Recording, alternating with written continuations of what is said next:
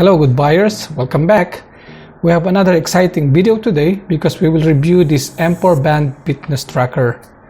Natagalan nga lang gumawa ng bagong video kasi medyo naging busy ako dun sa bago nating machine na 3D printer. Kung di nyo pa pala napapanood yung unboxing ng video, ilalagay ko yung link dyan sa description. Marami kasing pwedeng gawin dun sa 3D printer kaya naubos yung oras ko sa pag-print ng mga usable items. Anyway, let's go back to this M4 band and check if this is a good buy.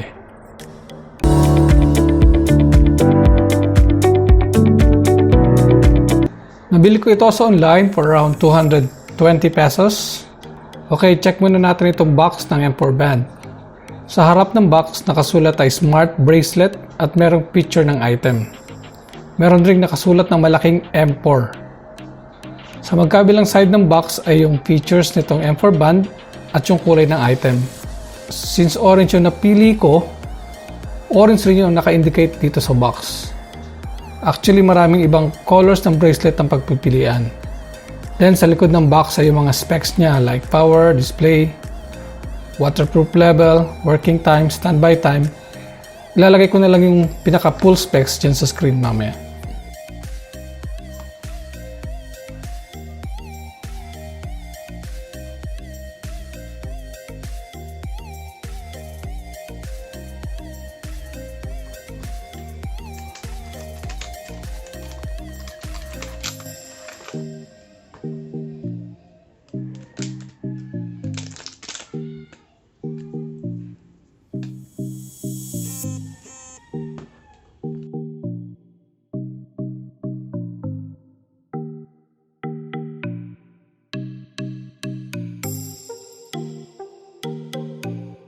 Inside the box is the M4 Smart Band, the bracelet, the band charger, and the manual.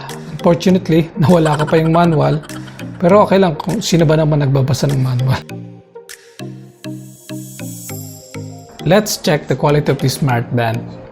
What I got is the orange color. The band is made of a matte plastic and the quality is nice. Meron siyang black accent sa dulo, yun na rin yung mga adjustment ng bracelet para magsakto sa kamay mo.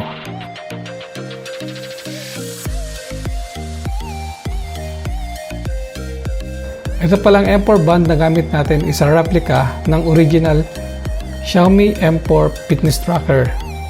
Kaya sa design at quality ay ayos talaga. Yun nga lang, di lahat ng features niya ay gumagana. Check natin itong pinaka-unit.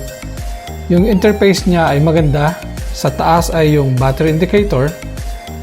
Then yung oras niya.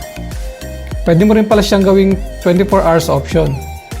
Ilong press mo lang yung lower portion ng watch para magpalit siya sa 24 hours or 12 hours format. Nandun din yung date and day indicator. At yung steps tracker. And this M4 band ay kailangan mo talaga i-connect sa phone mo with the app. Kasi hindi mo ma-adjust yung oras pag hindi siya nakalink sa phone mo. As I mentioned, para malink mo yung M4 band, kailangan mo i-download yung Fit Pro app para magamit yung watch features niya. Download mo muna yung Fit Pro sa Google Play Store and install.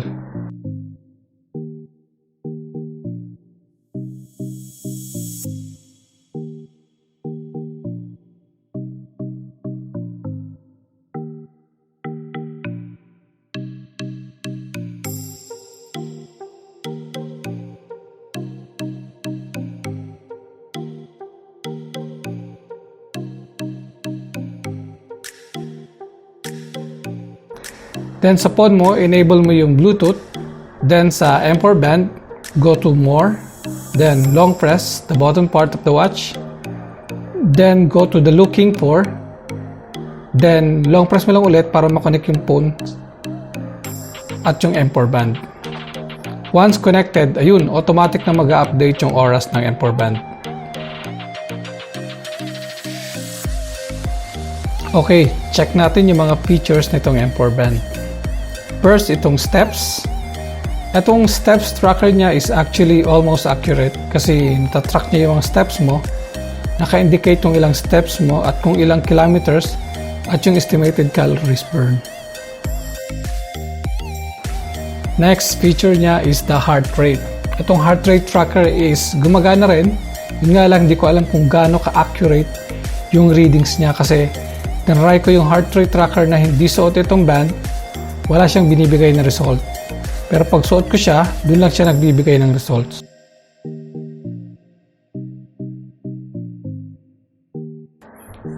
Another features niya ay yung sports. Sa loob nun is a running, skipping, sit-up. Ito yung features na like a timer lang. So before ka mag-start ng activities mo, kailangan mo siya activate para matrack mo kung how long or ilang calories na ang na-burn mo. Next feature niya is itong message. Actually, itong feature na ito ay hindi ko talaga mapagana. Supposed to be na mag-a-appear yung notification ng phone mo sa band, pero wala talaga. Comment below kung paano nyo napagana itong feature na ito. Next is the sleep. Itong sleep feature ay hindi siya ganun ka-accurate. Meron namang detailed stats sa apps pero rough stats lang ng sleep monitor. Next is the weather. Itong feature na ito is somewhat accurate if your phone is connected at nakalink sa band. Next is music. Itong feature na ito ay hindi ko rin mapagana at ayaw niya talagang makontrol yung music like pause and play. Next is the more. Sa loob nun is yung camera.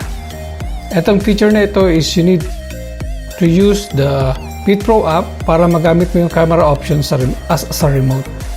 Then yung looking for to connect your M4 band at yung phone. Then yung theme para mapalitan mo yung watch theme. Meron mga options pero unti lang yung pagpipilian.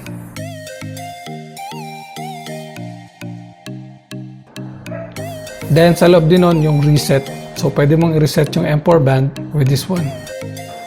Meron din palang alarm na pwede mong iset gamit yung apps.